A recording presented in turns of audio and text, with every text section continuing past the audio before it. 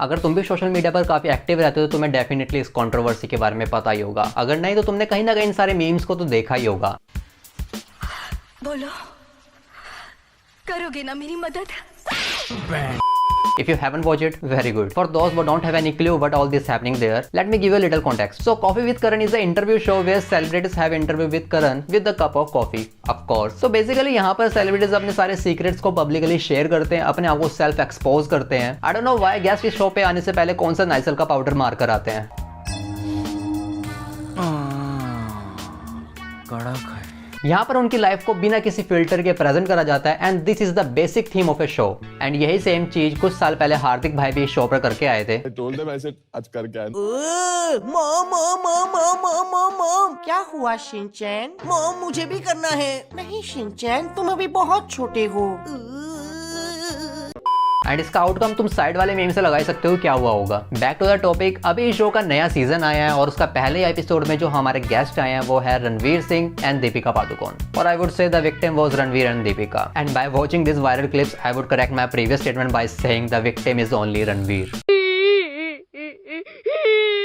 And in this episode, Karan Johar asked Deepika about their past relationship experiences and mental trauma which she faces in the past few years. And तब दीपिका कुछ ये बोलती है. I wanted to be single for a while because I had come out of a couple of difficult relationships and I was going through this phase where I said I just want to not be attached and not be committed and I just want to have fun because this is the age too and you know and he comes along.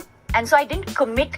हाँ मतलब ठीक है, इस चीज में कुछ ज्यादा गलत बात लगी नहीं है. अभी तुमने कुछ कमिट नहीं करा तो उससे पहले तुम डिसीजन ले सकते हो क्या तुम्हारे लिए सही है और क्या तुम्हारे लिए गलत है. तुम जान सकते हो अपने और भी ऑप्शंस को जिसे हम आज के टाइम में हो फेस बोलते हैं. हाँ मतलब जब तक तुम बात नहीं करोगे किसी से तब तक तुम्हें ये नहीं पता लगेगा कि तुम्हारी थिंकिंग उससे मिलती भी है कि नहीं मिलती. और आज के टाइम में अगर तुम लॉन्ग टर्म के बारे में सोच रहे हो तो तुम्हारी थिंकिंग तुम्हारे पार्टनर से मिलना बहुत इंपॉर्टेंट हो जाता है. देखो बात ऐसी नहीं जिससे तुम अभी सबसे ज्यादा बात कर रहे हो या फिर लेट नाइट चैट कर रहे हो वही तुम्हारा लाइफ पार्टनर बनना डिजर्व करता है.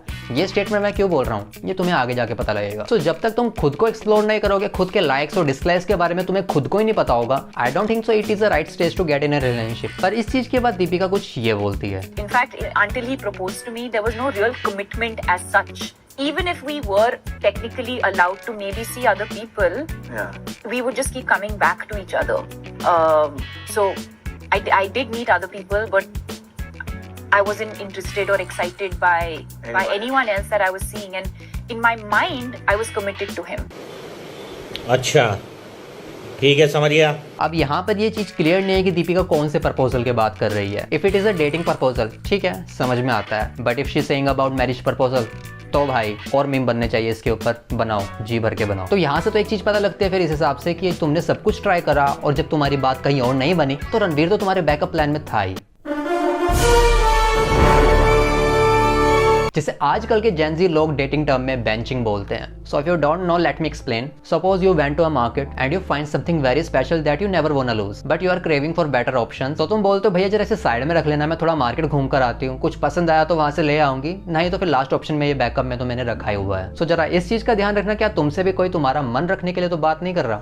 अब यहाँ पर मुझे काफी सारे लोग बोलेंगे कि यार सही तो है ना, नेचुरल सिलेक्शन हो रही है, तुम्हारे पास काफी सारे ऑप्शंस है और उनमें से तुम बेस्ट पिक कर रहे हो जिसके साथ तुम्हारा बेटर फ्यूचर है. और लॉजिकली सोचा जाए तो ये बात ठीक भी लगती है कि हाँ हमने बेस्ट पिक कर लिया, पर अगर दिल से सोचा जाए तो ये थोड़ा डिप्रेसिंग साउंड करता है. अगर किसी लड़की ने 2-3 लड़कों को लटका रखा है तो इसमें गलती क्या है. जो उनमें से उसकी नीड्स को फुलफिल करेगा, जो उसे खुश रखेगा, वो उसी के साथ तो अपना फ्यूचर प्लान करेगी. पर बात यहाँ पर ये आती है अगर मतलब से ही प्यार करना था तो लड़के भी मतलब से शादी क्यों करे. अगर मतलब से ही चलना है why just rent a girlfriend. जब मेरा लॉनली फेस खत्म हो जाएगा तो मैं उसे छोड़ दूंगा.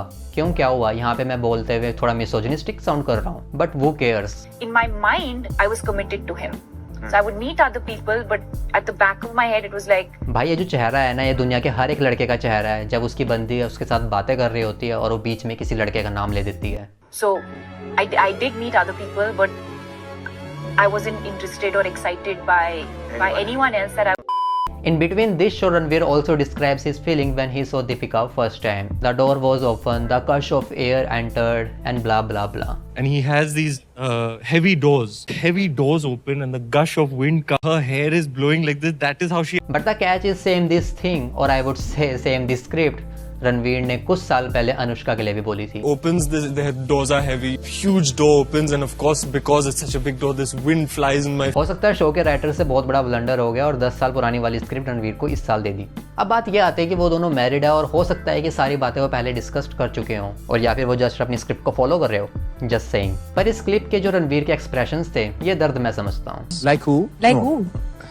अब भी तो तुमने बोला I was seeing other people, but I would go back to him. तुमको अब याद नहीं आ रहा है? Yeah, no, I can't remember. I can't remember the people.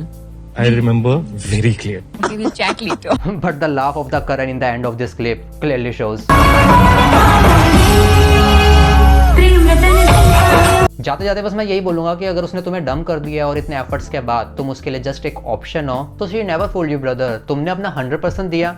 This only thing matters. And तुम्हारी वो इस चीज को डिजर्व नहीं करती थी। किसी अच्छे इंसान की तलाश मत करो, खुद अच्छे बन जाओ, क्या पता किसी दूसरे की तलाश खत्म हो जाए। तो बस यार, तुमने बहुत ज्यादा हाइप क्रिएट कर दी थी। दीपिका रणवीर, दीपिका रणवीर, दीपिका रणवीर, पता नहीं ऐसा यार क्या ही हो गया। और यार तुम अलग ही रणवीर की बीटी ले रहे हो। तुम्हें तो उसके कमेंट सेक्शन में जाके उसे सपोर्ट करना चाहिए यार, ब्रो कोड निभाना चाहिए। जाके उसके कमेंट सेक्शन में तुम्हें किंग और डब्ल्यू स्पैम करना चाहिए। तुम अलग ही आग लगा रहे हो यार। तो यार अगर तुम्हें वीडियो अच्छी लगी प्लीज लाइक करना और कमेंट करना, शेयर करना। ऐसे वीडियोस और देखना चाहते हो तो चैनल को सब्सक्राइब कर लेना। मैं तुमसे मिलता हूँ नेक्स्ट वीडियो में। तब तक के लिए गुड बाय, टेक केयर।